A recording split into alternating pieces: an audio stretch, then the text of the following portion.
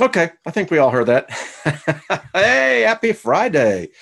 Strong end of the week is here for us. Yeah, well, summertime, and I don't know. Could things be any finer? Well, I think some of us, yeah. Hey, welcome everyone. Hello, Al. Hello, David. How are you two doing? Such good men. We have a lot of good men in here. A lot of good women, too. Yesterday, we learned that, well, in order to really get this thing figured out, balanced, we're all both at some time. So welcome, everyone. Trust that you're doing well. Let me invoke favor upon you this day, the loving kind of favor. I've been listening I like Michael Franks, and I really enjoy kind of that smooth jazz samba. You know what I'm saying? Dancing out there on the beach when the moon is out. Yeah, that's what I'm talking about. So that kind of favor, Yeah, overwhelming, loving favor. Nothing missing, nothing broken in your lives. Hello, Steve. Good to see you. Hi, Lois. Good to see you. Richard, good to see you. Tunnel of Life. I like that. Hello. Marguerite. Hello. And Jeremy. If Beth, I don't know if Beth is in here, but I've had her on my heart. So hello, Susie. Good to see you. And Jamma, Michael, good to see you. So good to see everyone. Hope everyone is enjoying this day. I am. Man, I tell you, it's like the energy, I love it. Yeah. What was in Pat Conroy's book, The Prince of Tides? The ending of the book where the main progenitor of the whole thing, which was paid by Nick Nolte, I thought he did really good, and Barbara Streisand, where he said, I wish it could be for every man to live two lives. Well, I think we're going to find out that we do. So anyway, tell you what, let's read our affirmations. Hey, we affirm to something every day. When you get up, every day, you affirm yourself to something. If you are a procrastinator, you affirm yourself to that. If you're what I call an advanced worrier, not a warrior, a worrier. My wife was a professional worrier. Yeah, you are proclaiming and actually implementing. So these are important. Got something we're going to talk about here in a second. It's wow. Anyway, all right. So all these favors will come upon us and overtake us if we give voice to them each day. Favor will be with us in the city, and favor will be with us in the country. Favor will heal our body when we speak favor into our bodies. Favor will set apart our children, relatives, animals, and wherever you are, you're ground as favored with abundance and joy. Remember, you're occupying ground all the time. Might as well have it that wherever you put your feet, that, that's going to be favor right there. If it wasn't there before you, it will be there after you. Favor will be on our food, water, and pantry. Here in Colorado, where we're drinking plastic out of the sky, boy, doesn't that come in handy. Favor will walk with us when we go in, and favor will walk with us when we go out. It means when you go outside your house, your car, wherever, when you come back in, favor will cause our enemies to be at peace with us. Favor will be upon our barns and storehouses where we keep our valuables to prosper and be in safety. Favor will be upon us in everything we undertake. Favor, everything we set our hands to, favor will cause it to prosper. You believe that, folks? Things begin to change. Favor shall be upon all of our material property and shall cause it to last longer and not break. Favor shall protect us, our offspring, our possessions from calamity. Favor will lead us to good fortune in all things. Favor will cause us to be the head, not the tail. When you get that letter in the mail or you get that phone call that seems to be so 180 of everything that you've been speaking over, what you've got to learn is that speak what you're learning here into that situation. because its favor will cause you to always come out on top and not beneath, always to be above and not below. And favor will cause you to be the head, not the tail. Every time in every situation, no matter how bad or foreboding it may look, you're going to come out on top, sweetheart. Favor will cause us to have favor with the elements. That's the rain, the weather. I mean, you think about it. Favor will cause us to be favored with the spirit realm. When I wrote that in there, I had no idea what was being communicated. Favor will cause us to be favorable to everyone we meet, and they will see us in favor. Favor will seek us out, and it will be created in your words, my words, and what is said has been done. Bam, there you go. Far out. Bazinga. There you go. That's what the shirt is today. It's a great day. Happy birthday to everyone that's having one. Congratulations. I got a letter from Josh on Source, but Josh, you need to resend it to me. I don't know what happened to it. I can repiece it together, but wow. We got some great people in here. In fact, every one of you in here are phenomenal. Those who have really taken a leadership position in this community, in the chat room, the moderators, and all those who watch, you're part of this. So I got an email because I told people yesterday, listen, there is great treasure in what I told you. If you have a need in your life, do something for someone. I don't care what it is. If you, and you have to look at it as you are planting your time. How valuable is your time to you? Think about it. An employer will pay you per hour for your time. What are you paying yourself? Think about this. And so when you are in a need, a financial need or a material need, what do? You can say, well, I don't have any money. I don't have anything that I can give. Yes, you do. You have your time. And I'll tell you, to me, my time is worth over $1,000 an hour, and that's cheap. That's real cheap. I mean, if you could put value on time, and you have to have a number to start with.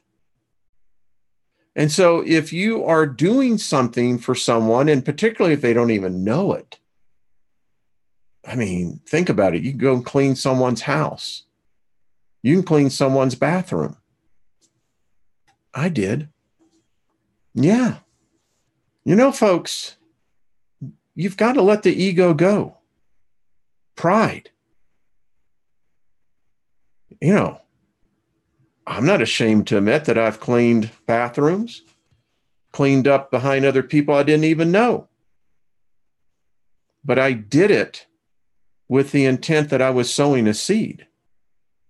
And as long as we're here in this corporeal realm, there is a principle called seed time, harvest time. So I just want to give a shout out to Ricardo Dancy. Ricardo is in the chat room. People, you can get to know him. I'd love to have you on sometime. This is phenomenal. He said, hey, Wayne, if there is anyone in our community that needs electrical work done in the Washington metropolitan area, I will do it free of charge. Wow. Now that's putting into action. And as I told Ricardo, I wrote him, and I don't have I'll share it with you.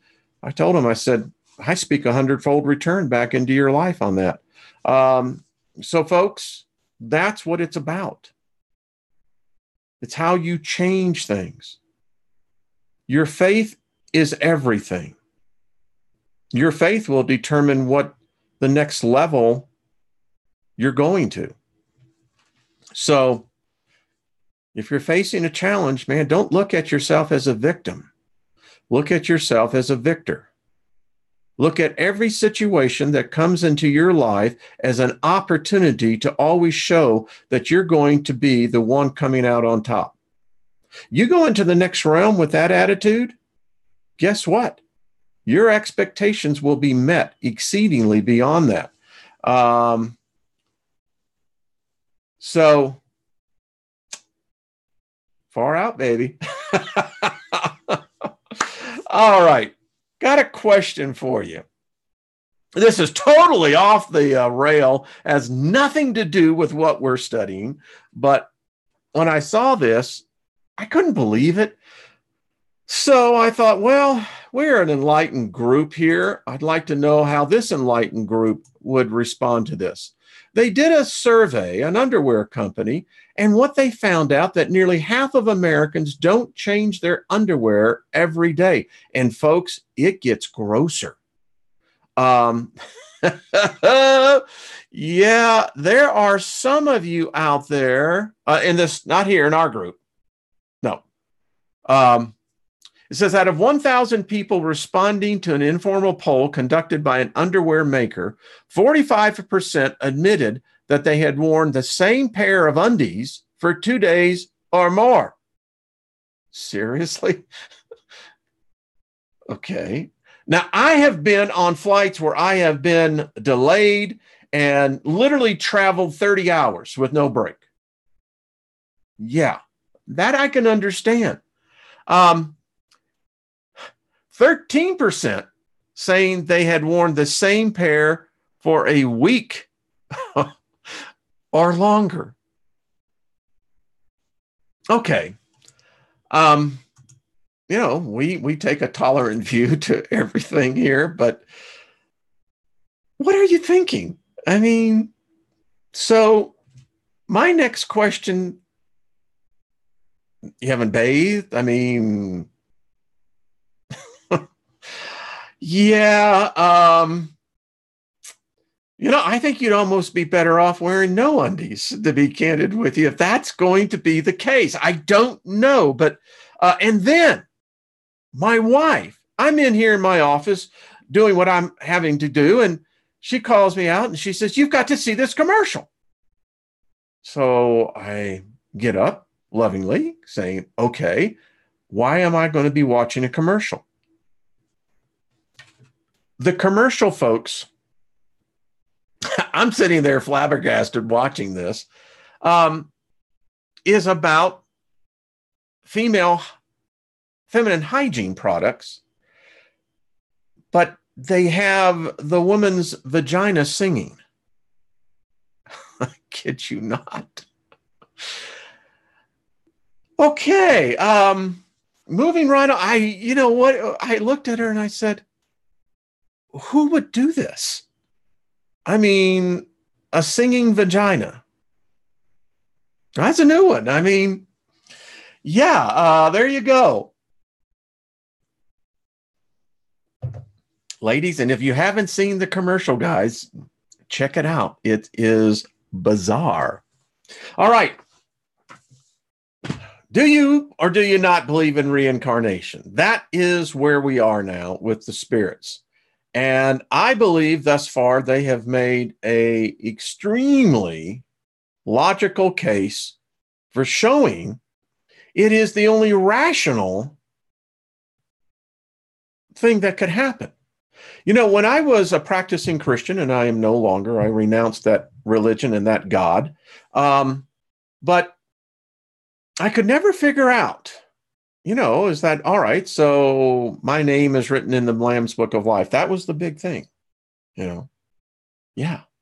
And I remember asking, and there was a time when, you know, we were a large church. So I asked the question, you know, and I said, well, all right, so we get to heaven. Now what do we do? You're telling me that I'm going to get this mansion and all of this other stuff. I said, so what do I do?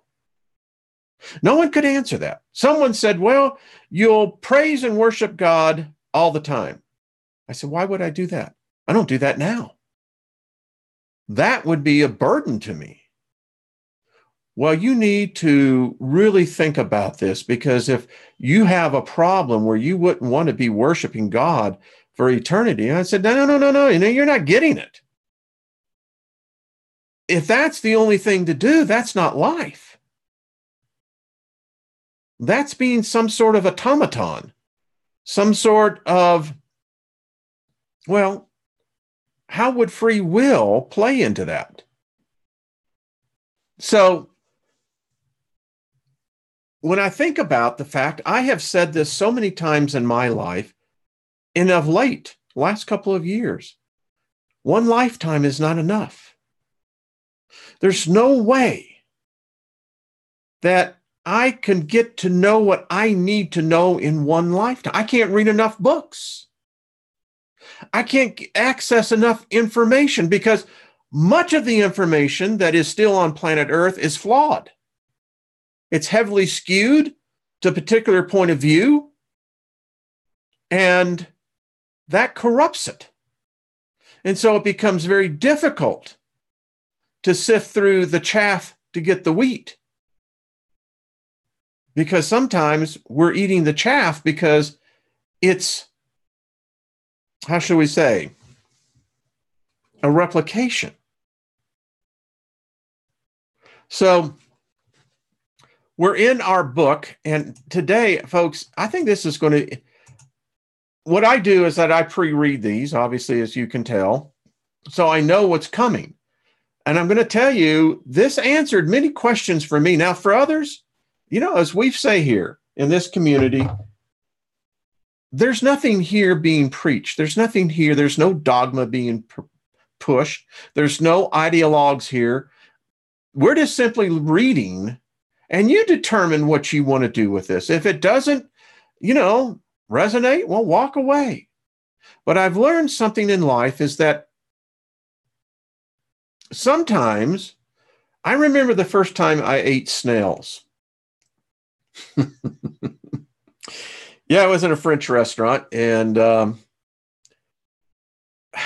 I remember going, you know, this is not, my stomach was already turning. It was not resonating with me, so to speak. But I do have manners. I know proper etiquette. I was actually trained in, particularly around leaders. There's a certain etiquette that must be adhered to. So anyway, I ate the first snail. Yeah. Freaking delicious. Are you kidding me? Love them. I'll eat those musk all the time, those slugs. You put that in the good garlic, wine, butter sauce. Oh, my goodness. Oh, anyway, so let's get on here. We got some, this is going to be cool. It answers, like I said, it resonates with me. I'm at peace with it because it just makes sense. And I'm a common man, as all of you know. All right. Does a spirit preserve any trace of thoughts and ideas it had or the knowledge it acquired in past lives? And this section is titled Innate Ideas. The answer is it retains a vague memory, which gives the spirit what you call innate ideas. So the theory of innate ideas is not pure fantasy. No, the knowledge acquired in each life is not lost. When a spirit is free from the material body, it always remembers what it has learned. It may forget this knowledge partially or temporarily when it reincarnates. However, the dormant intuition that it maintains helps it advance. If this intuition did not exist, the spirit would always have to begin its education from scratch. In a new life, a spirit picks up from the point at which it had left at the end of its previous life. Makes sense. Question: if that is the case, there must be a very close connection between two consecutive lives. That connection is not always as close as you may think, since the condition of two lives are often very different. The spirit may have made considerable progress in the interval between them. What is the origin of the extraordinary faculties of individuals who appear to intuitively possess certain fields of knowledge, such as languages, mathematics, and so on, without any formal education? You see, folks, I've got a 9th grade education, but my IQ is off the chart. I have a natural tendency for mathematics. Where did that come from? I now know. The answer, the vague recollection of their past, the results of progress previously made by the soul, but of which it has no present consciousness. From where else could the intuition originate? A spirit may change its body or shell, but it remains the same. Can we lose certain intellectual faculties when we change our bodies, such as an interest in the arts? Yes. If you have tarnished that faculty or made bad use of it. An intellectual faculty may also lie dormant for an entire existence because the spirit chooses to exercise another faculty that is completely unrelated to the latent ability. However, it will come into play in a future life. Are the instinctive knowledge of God's existence and the intuition of a future life due to retrospective memory, which appears to be natural to human beings, even savages? Yes, it is a memory that a person maintains of what they knew as a spirit before reincarnation, but pride often stifles this feeling. Are beliefs that are similar to Spiritism found across all nations due to this memory? The principles contained in Spiritism are as old as time itself and are consequently found everywhere. Incarnate spirits maintain the intuition of their time as a spirit and possess an instinctive consciousness of the spirit world. Still, this intuition is often tainted by prejudices, ignorance, and superstition. Chapter 5. This gets interesting, folks. I'll just read it and we'll talk about it later. Considerations on multiple lives. Because here's the question. To me, it's making sense now. If you believe in the afterlife, there has to be some purpose within that construct. None of us know everything. I haven't met one Superman, Superwoman yet. So it tells me we all got a long ways to go. Some of us are further ahead, others are further behind. But it's the only thing that makes sense to me. And I was a person who was vehemently against the idea of reincarnation. As I think about it now, I think it scared me. I'm a very sensitive person. I mean, there's things that we're all like this. And, the thought of doing another mistake. Whoa. All right. Some people object to the dogma of reincarnation is not new and merely a revival of Pythagoras' theory. We have never claimed that Spiritism was a modern invention. On the contrary, it is a result of natural law. Therefore, it must have existed since the beginning of time. And we have always striven to prove that traces of it are found in the earliest chronicles of antiquity. Pythagoras was not the author of metempsychosis, but borrowed it from the Indian and Egyptian philosophers, who had already maintained this theory for ages. The idea of soul transmigration was a widespread belief admitted by the most eminent thinkers of that time. Where did this idea come from? Through revelation or intuition? We do not know, but it may be safely assumed that no concept could have survived ages and commanded the respect of the most esteemed members of the human race if it had not been based on some solid ground of truth and reason. The ancient roots of this doctrine should therefore be considered an argument in its favor, rather than an objection. At the same time, it must not be forgotten that there is a fundamental difference between the antique doctrine of metempsychosis and the modern doctrine of reincarnation, namely, that the spirits who teach the latter categorically reject the idea that the human soul can be embodied by an animal and vice versa.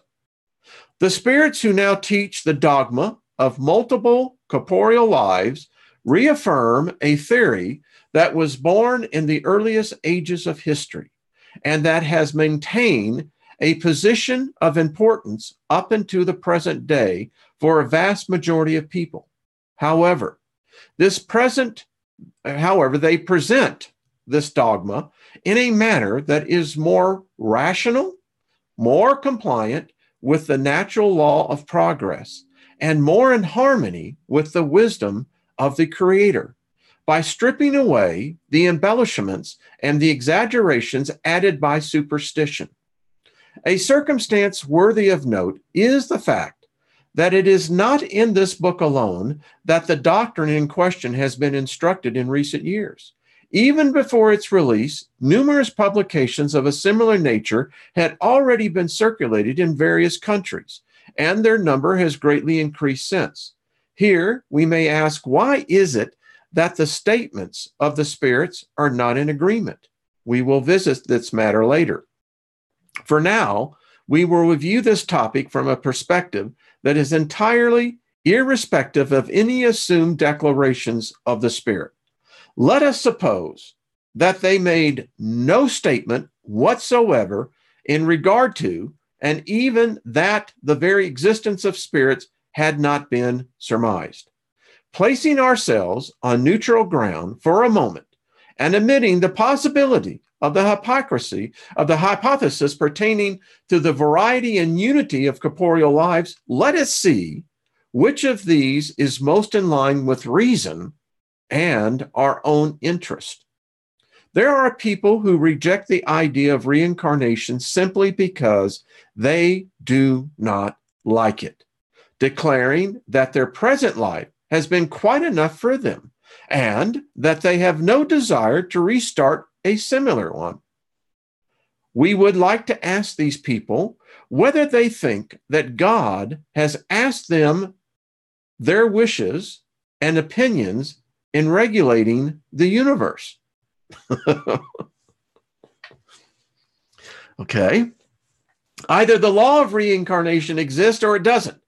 If it exists, no matter how displeasing it may be to them, they are compelled to submit to it because God does not ask their permission to enforce it. It is as if a sick person were to say, "I have suffered enough today. I do not choose to suffer tomorrow." Regardless of his or her opposition, that person must continue suffering not only tomorrow, but the day after day until cured completely. Likewise, if it is in their destiny to live again physically, they will reincarnate and live again. Will it serve them to rebel against necessity in vain? Like a child refusing to go to school or a condemned criminal refusing to go to prison? They must submit to their fate, no matter how unwilling they may be to do so. Such objections are too foolish to merit more serious examination. However, in order to reassure them, we will say that the Spiritist doctrine of reincarnation is by no means as terrible as they imagine it to be, and that if they study it in depth, they would realize that they have nothing to fear. They would understand that each new life depends solely on their own behavior, that they will be happy or unhappy depending on their actions in this present life, and that they may even raise themselves above the danger of falling into quicksand again due to their actions in this life. We are assuming that those whom we are addressing believe in some sort of afterlife, and that they do not anticipate annihilation or losing their soul to a universal whole. Like so many drops of rain in an ocean, If you believe in a future life, you probably do not think that it will be the same for all, because in that case, what would be the point of doing good? Why would human beings exercise any form of self-control? Why should they not satisfy all their passions and desires, even at the expense of the rest of the world, if the result is the same no matter what? If, on the other hand, you believe that the future will be happier or less happy according to what one does in life, wouldn't you want to be as happy as possible in the future, since it will be for eternity? I think a lot of us can see where all the modern religions are predicated on that. What they've done is they've taken the fear of that and energized their own belief systems, and subsequently, that's why we have such a difficult time thinking about the afterlife. No funeral should be one where tears are being shed. You see, that's a spell. By the way, they want that because they're going to feed off of you. You're going to pay thousands and thousands and tens of thousands and dollars for the right to feel this death ritual. Screw it, folks. It should be a party. All right. We continue. Do you consider yourself to be one of the most excellent beings who has ever walked the earth, and that you are thereby are entitled to supreme happiness? No. You admit then that there are some who are better than you, and who consequently are entitled to a higher standing, although you do not deserve to be counted among sinners. Place yourself then for a moment in this situation and imagine that someone comes to you and says, "Are you suffering? Are you not as happy as you could be? And are you seeing others enjoying pure happiness? Would you like to exchange your position for theirs?" Of course, you reply. How do I do that? Very simple. All you need to do is redo what you have done badly and try to do it better. Would you hesitate to accept the offer, even at the cost of several lifetimes of trials? Folks, I want you to think about this. My wife and I were talking about this last night. Our human perceptions of the afterlife, of the spirit realm, is finite. Most human beings cannot imagine what the afterlife is, what the spirit realm is. And because of that, fear collapses as their cognition of reasoning. And so they begin to look for any kind of safety net that's available. Now, think about a lifetime. To you and I, it's everything. But it's very, very little. In time, let us look at an even more straightforward example. Imagine that someone approaches a person who, although not completely destitute, is forced to suffer a life of poverty due to a small income, and says to him or her, "Here is an immense fortune that can be yours on the condition that you work hard for 1 minute." The laziest person would say without hesitation, "I am ready to work for 1 minute, 2 minutes, an hour, a whole day if necessary." What is a day's labor in comparison to the certainty of wealth and comfort for the rest of my life? What is the duration of corporeal life in comparison to eternity? Less than a minute? Less than a second? Your lives, my life, folks, in this realm right now, compared to eternity, I doubt if it could even be measured. And you're telling me that we're supposed to learn all of this when?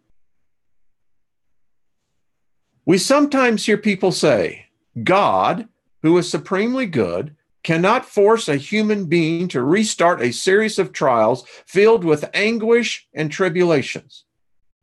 Is there more kindness in sentencing people to eternal suffering for a few moments of error than in giving them the means to make amends for their faults?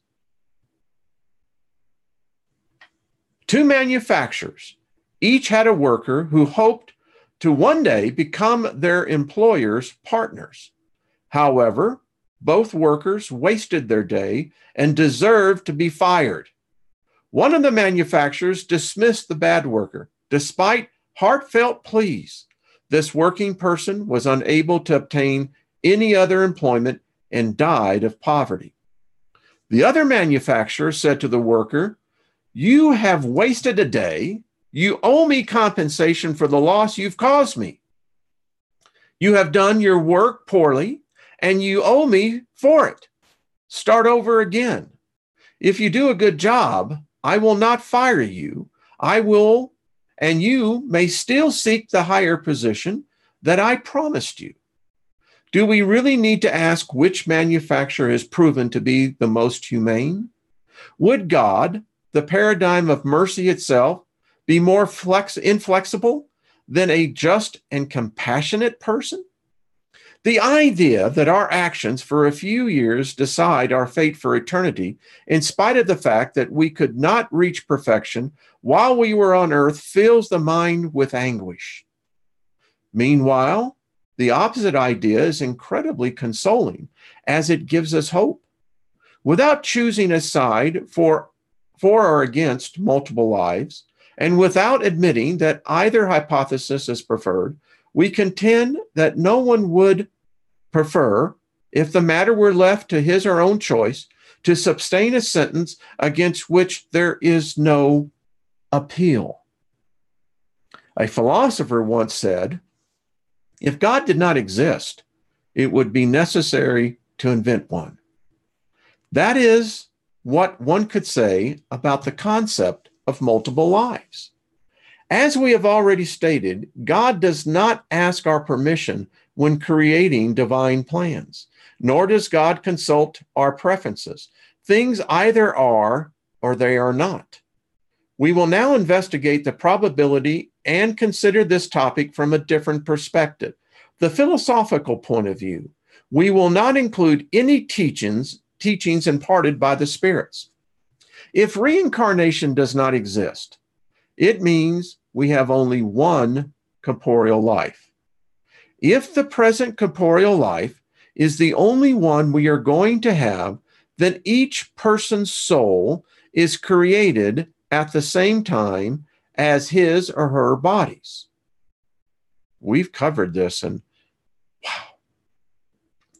However, if we assume the pre-existence of the soul, we need to determine the state of the soul before it is united with the body. If the soul existed before the body, we must establish whether this state of being constitutes an existence. There is no middle ground. Either the soul existed before its union with the body, or it did not. If it existed, what was its condition? Did it possess self-awareness? If not, it must have been nearly compatible to non-existence. If it possessed individuality, it must have been either progressive or stationary. In either case, what was its degree of advancement upon uniting with the body? If, on the contrary, we assume that the soul is born into existence at the same time as the body, or that prior to the birth of the body, it possesses only negative faculties, we have to ask the following questions. Why do souls have such a diversity of aptitude, independent of the ideas acquired by education? 2, from where does this special aptitude for certain arts and sciences exhibited by many children at very young age originate, while others remain inferior or,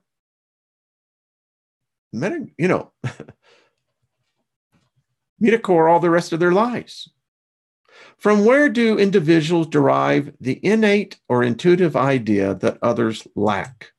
4, from where do some children derive an instinctual gravitation towards vice or virtue, or innate senses of dignity or wrongdoing, which often contrast with the circumstance in which they're born? Why is it that some people, independent of education, are more advanced than others? 6, why is it that some human beings are savages and others civilized? If you took a kukui baby from its mother's breast and raised it in our most renowned schools, could you successfully make this baby a Laplace or a Newton? And by the way, this is a tribe discovered in the Amazon forest, the kukui. We would ask, what philosophy or theosophy can resolve these problems? Either the souls of human beings are equal at birth or not. That we cannot doubt. If they are equal, why are there so many different aptitudes? Do they depend on the physical attributes of each child? This would be the most unfair and immoral hypothesis, because in that case, it makes a person a mere machine. People would not be responsible for their actions, but would have the right to place all the blame for all of their wrongdoings on the imperfections of the physical structure. If, on the other hand, souls are created unequal, God must have created them this way. In that case, why is this inherent superiority granted to some and denied to others? Would such partiality be consistent with God's justice and the equal love God gives to all creatures? Hard questions, aren't they? They blow many religious ideas out of the water here. On the contrary, if we admit the existence of multiple lives, everything is easily explained. At birth, the human beings possess the level of insight that they acquired previously.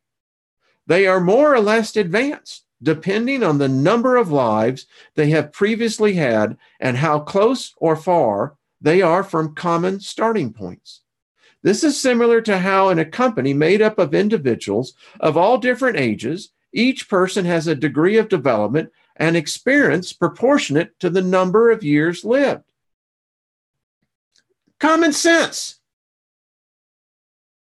That's how you got hired.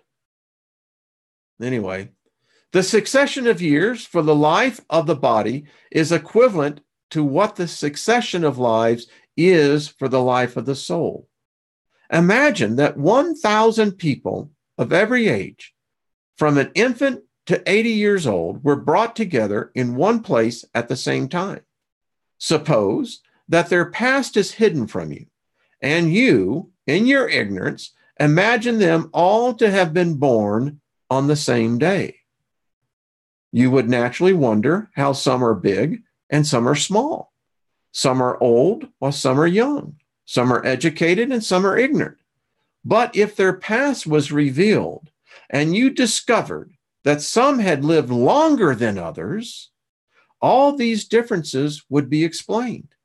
God, out of divine justice, could not create souls either more or less perfect. Given our multiple corporeal lives, the differences in qualities that we see all around us is still consistent with strict equality, because everything has roots, not in the present, but in the past. In this reasoning based on any preconceived system or hypothesis? No. Instead, it is founded upon the clear and undeniable fact that natural aptitudes, in addition to intellectual and moral development, are all different. This cannot be explained by any current theory, while the explanation is simple, natural, and rational by using a new theory. Does it make sense to prefer a theory that does not explain this fact over one that does? In regard to the sixth question, one will quickly dismiss the Kukui as an inferior race. To this, we simply ask whether the Kukui is or is not a human being. If it is a human being, why has God denied it the privilege granted to the Caucasian race? If it is not a human being, why try to make it a Christian? Spiritist philosophy is much more wide-ranging than all of that, because it acknowledges that there are not several species of human beings, but only humans as a whole, and only recognized human beings whose spirituality is more or less backwards, but who are all capable of the same progress. This view of the human race is more in line with the concept of God's justice. Is it not? We have to consider the soul in regard to its past and present. If we now consider it in terms of the future, we encounter further difficulties with modern theories still can't explain. One, if our future destiny is to be decided solely in our present life, what will be the respective positions of the savage and the civilized person in the future? Will they be on the same level, or will they be a difference in the levels of eternal happiness? Two, will the individuals who have tirelessly worked their entire life to achieve moral and intellectual improvement be placed at the same rank as others who have remained at a lower point of moral and intellectual improvement, not through any fault of their own, but because they had neither the time nor the opportunity to advance? Can the individual who have done wrong because the path to enlightenment has been closed off to them by fairly punished for their wrongdoing, even though this is not the result of a voluntary choice? We strive to enlighten, moralize, and civilize all humans. But for each individual that we are able to successfully educate, there are millions who die every year without ever seeing the light. What is their fate? Should they be treated as sinners? If not, how have they deserved the same treatment as others? What is the fate of children who die before they have been able to do either good or bad? If they are welcome among the pure spirits, why have they been given this standing without having done anything to deserve it? Why are they exempt from suffering the tribulations of the physical life? What current doctrine can solve these problems? If we acknowledge our consecutive lives, all these problems are solved in compliance with divine justice. What we are unable to complete or do in one life, we accomplish in another. Thus, no one escapes the law of progress. Everyone is rewarded according to his or her own merit, and no one is excluded from the ultimate attainment of supreme happiness, regardless of the obstacles they must overcome on the journey to get there. Questions related to this subject may be infinitely multiplied, because the physiological and moral problems that can only be solved by the theory of multiple lives are innumerable. In this work, we have restricted our examination to the most general issues. Some detractors may maintain that whatever the arguments in its favor, reincarnation is not acknowledged by the church, and its acceptance would therefore not only conflict religious doctrine, but utterly decimate it as well. It's a fact, folks. You don't need some cat that was supposedly murdered on some wood. I mean, when you look at this in the total big view, that crumbles real quickly. Our objective is not to discuss the implications of this subject, but rather to highlight the exceedingly moral and rational character of the theory. On the contrary, we may confidently contend that a moral and rational doctrine cannot possibly be antagonistic to a religion that proclaims the divine being to be the paradigm of goodness and reason.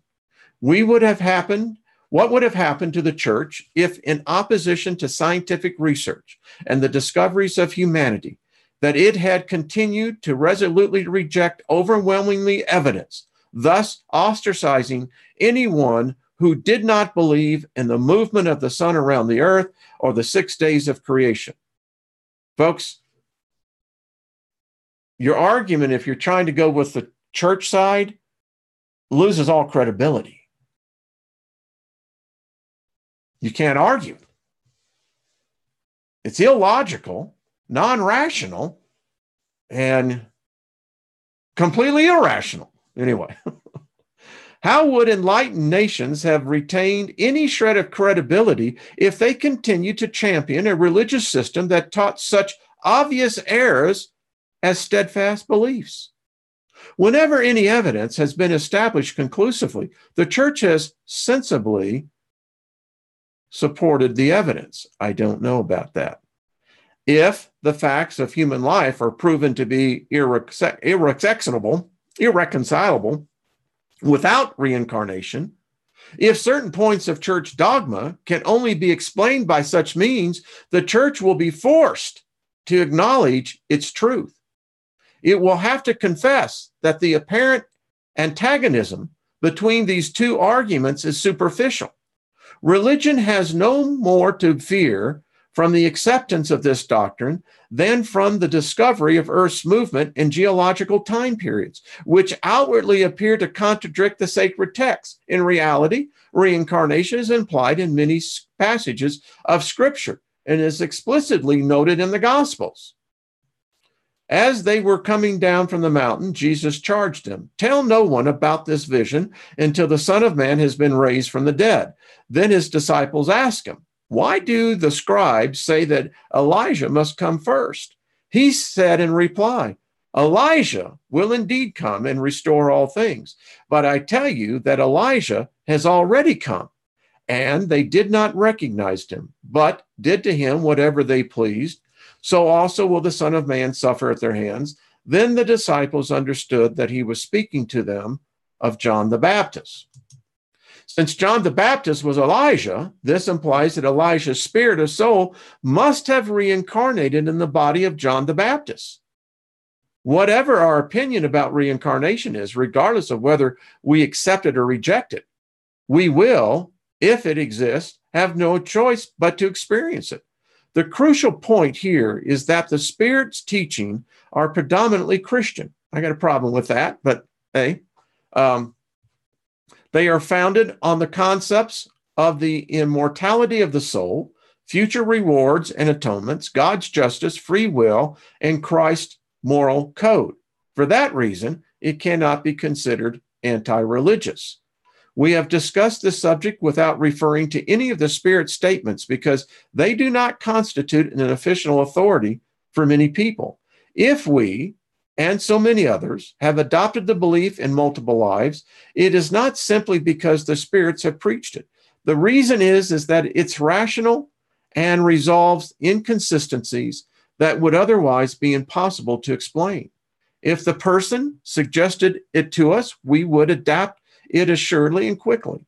We would renounce our preconceived notions because when there is proof that an opinion is flawed, even self-love has more to lose than to gain if it clings to it stubbornly.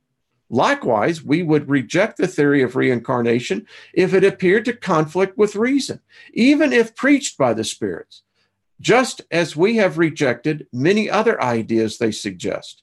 We have learned by experience that we cannot blindly accept ideas suggested by spirits or people alike.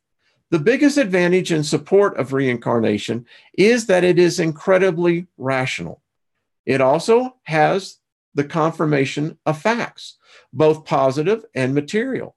They are clear to all who study the subject patiently and purposely. This eradicates any possibility of doubt as to the reality of reincarnation. When this affirmation becomes widespread, those who currently oppose it will be forced to relinquish their opposition. This is precisely what happened with the idea concerning the formation and rotation of the earth. In summary, the theory of multiple lives is the only one that explains what is otherwise inexplainable. It is comforting and it complies with the concept of fair justice perfectly. It is the life preserver that God throws to humanity. The words of Jesus leave no doubt regarding this last statement. As we read in the 3rd chapter of the Gospel of John, Jesus replied to Nicodemus, "Verily, truly, I tell you, no one can see the kingdom of God unless they are born again." Nicodemus said to him, "How can someone be born when they are old? Surely they cannot enter a second time into their mother womb to be born." Jesus answered, "Very truly, I tell you, no one can enter the kingdom of God unless they are born of water and the Spirit. Flesh gives birth to flesh, but Spirit gives birth to spirit. You should not be surprised at my saying, you must be born again." So, phenomenal. You have to admit, Monday we start in the spirit life. And yeah, like I said, a lot to think about. Each person, I don't like to see the arguments. Listen, everyone has an idea. Everyone has an opinion. And remember, an opinion is somewhere between ignorance and knowledge. But for myself, I've been on this rock for well over 23,000 days. I'm realizing this wasn't my first time here. And it gives a certain point of view why I have this spatial perspective on my life. I think some of you do as well. And as much as at first it was offensive, the idea of reincarnation, it takes very little study to really begin to see. I think they laid out a very rational case. I think the arguments are sound, profound in their depth. But it's the only way that makes sense. It's the only way. If the ultimate victory is to be in this perpetual state where we become, as they say, and we're going to learn, a part of this higher realm. And I think back, how many of you remember the original Battlestar Galactica? Remember the first time they encountered those beings? I think Starbucks said they called them angels, but they weren't angels. They were, I can see it now, superior spirits. And I want to address the argument that when people say, well, the Bible says to stay away from the spirits that speak, well, then you better run from every angel. You can't have it one way or the other. You can't say it's this way, but reject it because the opposite comes in and says, but wait a minute. You say to reject anything that comes from the Spirit, well, then what the hell's the Holy Spirit? What's the speaking in tongues all about? What is the divination of gifts? Go and read and, if you don't know what those gifts are. But anyway, well, here we are. Well, I'll go back and see how the conversation went in the chat room. Looks like it was deep.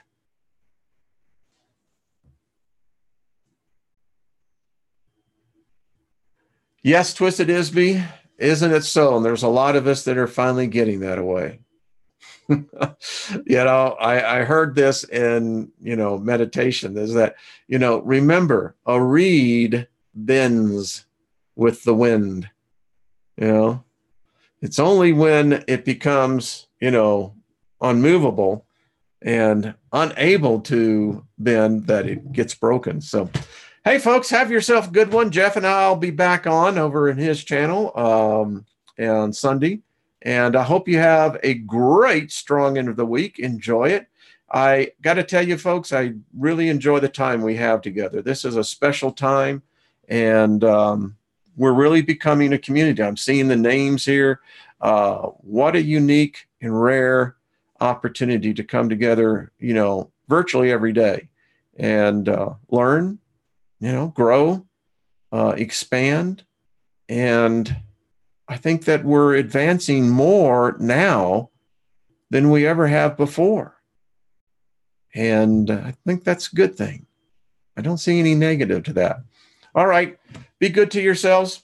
Love you. Peace. And, you know, if it's tough, I know it's difficult. Been there. But listen to these words and fight. You have to change what's in here. It's in here. It is. And I know you're going to be all right at it. And we'll grow as a community where we can also begin to help address some of these things. All right, folks, be good to yourselves. I'll see you definitely on Monday at this same time here. All right, bye-bye.